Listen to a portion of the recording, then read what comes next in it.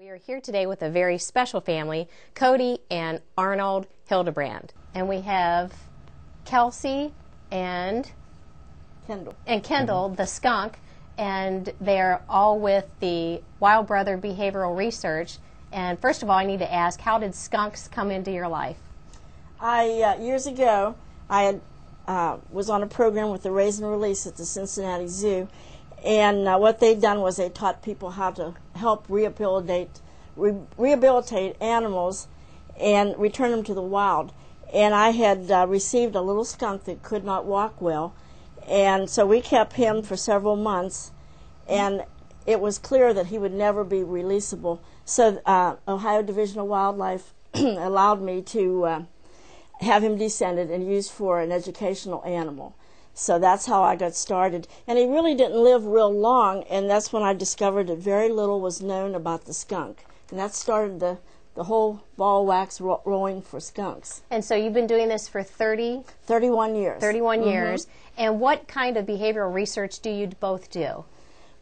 Well, actually, I'm a self-taught animal behaviorist, and I study the interaction between animals and people, but we mostly do skunks. And the skunk is a very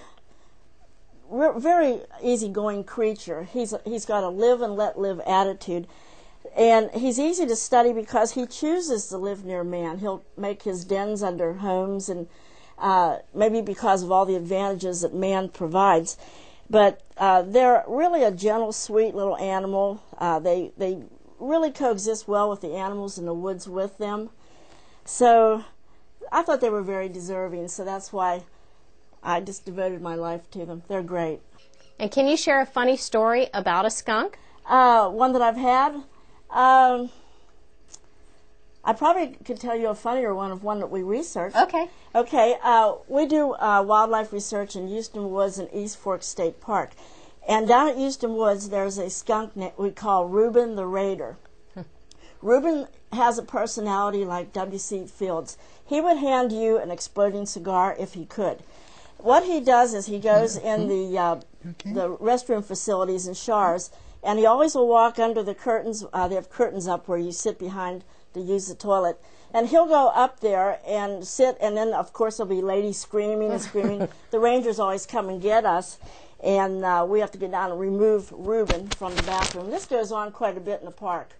So Reuben's got quite a history. He also likes to run out in front of children riding bicycles because they see him and say, oh, and they stop and fall off the bicycles. And Reuben the Raider.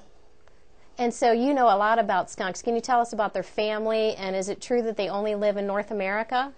They're actually from the fossil records. They used to be in Europe. They're no longer found in Europe, but they're found all over North America, the western part of the United States, and they range as far as Canada and well out down into Mexico and South America. Okay. And then I read something about that they're also over in the Philippines. Yes, there's a off-species that is, there's one that's called the Oriental skunk badger, and then also some range in Indonesia. Okay. And then can you tell us about their famous Odorous defense mechanism? Okay. What can you tell us about that? Their weapon of choice is actually a component. It's an acrid form of an acid, and what they can do, they project it from two glands inside the base of their tail, and they can actually target you within 8 to 15 foot. Oh, wow. Yeah. Occupational hazard sometimes. Yeah, that would be. Yeah. And I also hear that they stomp their feet like a badger.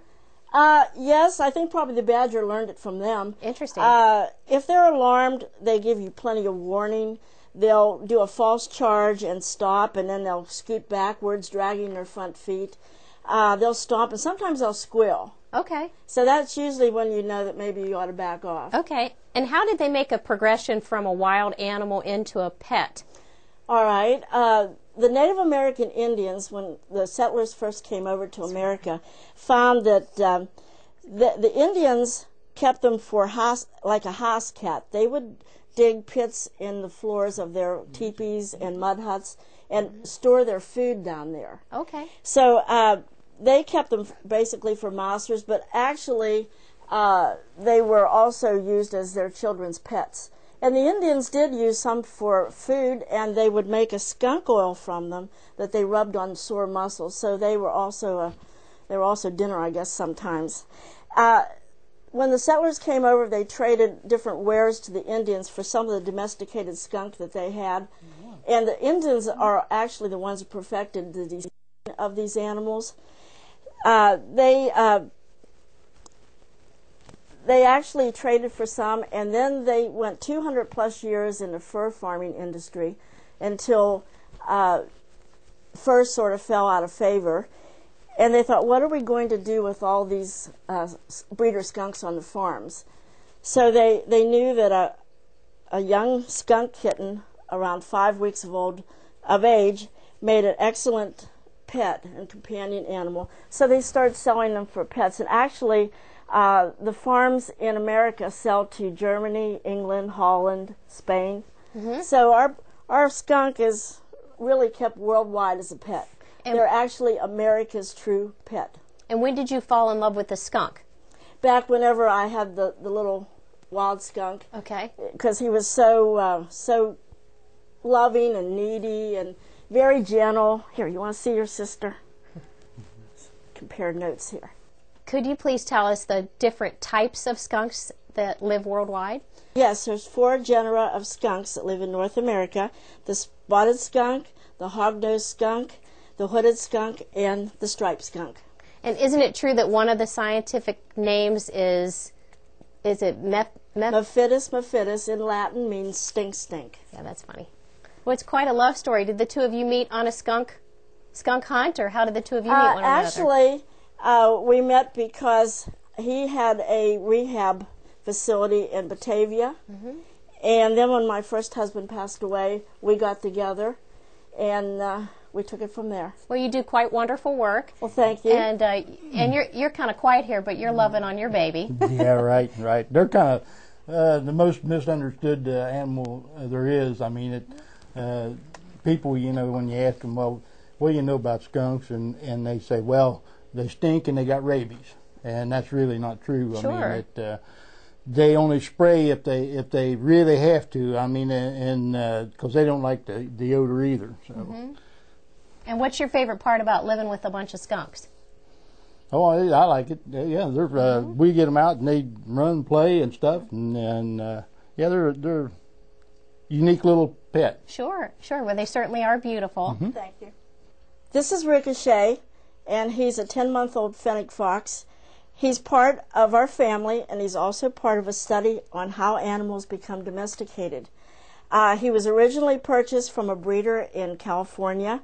The man was an oil man, and he went to Libya 31 years ago. And while drilling for oil there, these little foxes would come into their drill site and steal their lunches, the mm-hmm. workmen's lunches. So he asked the Libyan government if he could bring some over to try to do a study in domestication like they did in Russia. They've done a 70-year domestication study in silver fox. So at 8 weeks of age, he was sent on big Continental Airlines.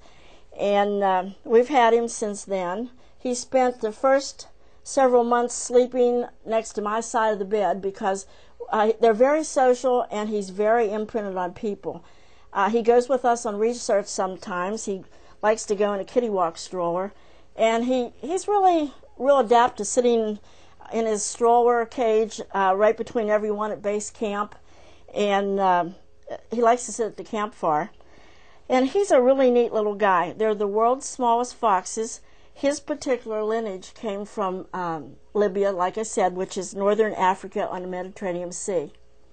We hope that you've come away with a whole new view about the skunk, and that you've learned everything you ever wanted to know about skunks, but were afraid to take a good whiff to find out.